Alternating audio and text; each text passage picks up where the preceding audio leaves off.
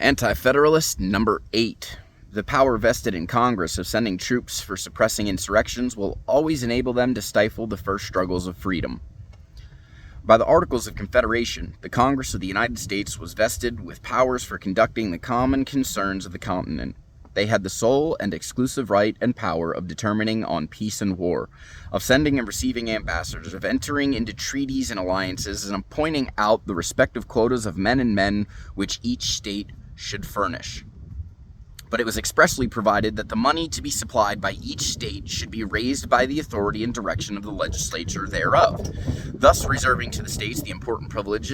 of levying taxes upon their citizen in such manner as might be most comfortable to their peculiar circumstances and form of government. With powers thus constituted, was Congress enabled to unite the general exertions of the continent in the cause of liberty and to carry us triumphantly through a long and bloody war. It was not until some time after peace and a glorious independence had been established that defects were discovered in that system of federal government which had procured to us those blessings. It was then perceived that the Articles of Confederation were inadequate to the purpose of the Union, and it was particularly suggested as necessary to vest in Congress the further power of exclusively regulating the commerce of the United States, as well to enable us, by a system more uniform, to counteract the policy of foreign nations as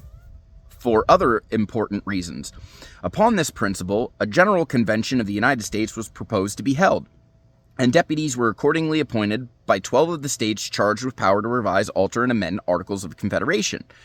When these deputies met, instead of confining themselves to the powers with which they were entrusted, they pronounced all amendments to the Articles of Confederation wholly impracticable,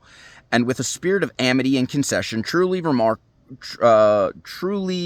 remarkable proceeded to form a government entirely new and totally different in its principles and organization. Instead of a Congress whose members could serve but 3 years out of 6, and then return to a level with their fellow citizens and who were liable at all times whenever the states might deem it necessary to be recalled, Congress, by this new Constitution, would be composed of a body whose members during the time that they are appointed to serve can receive no check from their constituents, instead of the powers formerly granted to Congress of ascertaining each state's quota of men and money,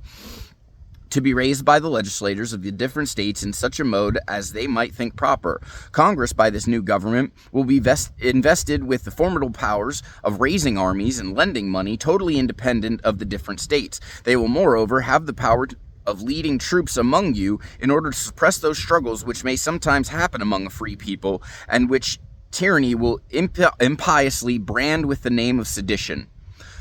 On one day, the state collector will call on you for your proportion of those taxes which have been laid on you by the General Assembly, where you are fully and adequately represented. On the next will come the Continental Collector to demand from you those taxes which shall be levied by the Continental Congress, where the whole state of Virginia will be represented by only 10 men. Thus we shall imprudently confer on so small a number the very important power of taking our money out of our pockets and of levying taxes without control,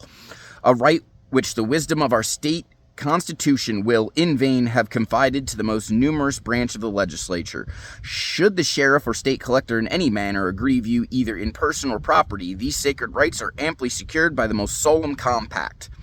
Beside, the arm of the government is always at hand to shield you from his injustice and oppression. But if a continental collector in the execution of his office should invade your freedom according to this new government, which has expressly declared itself paramount to all state laws and constitutions, the state of which you are a citizen will have no authority to afford you relief. A continental court may indeed be established in a state, and it may be urged that you will find a remedy here. But, my fellow citizens, let me ask, what protection will this afford you against the insults or rapacity of a continental officer,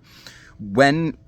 he will have in its power to appeal to the seat of Congress, perhaps at several hundred miles distance, and by this means oblige you to expend hundreds of pounds in obtaining redress for 12 shillings unjustly extorted? Thus you will be necessarily compelled to either make a bold effort to extricate yourselves from these grievous and oppressive extortions, or you will be fatigued by fruitless attempts into the quiet and peaceable surrender of those rights. for which the blood of your fellow citizens has been shed in vain, but the latter will, no doubt, be the melancholy fate of people once inspired with the love of liberty, as the power vested in Congress of sending troops for suppressing insurrections will always enable them to stifle the first struggles of freedom.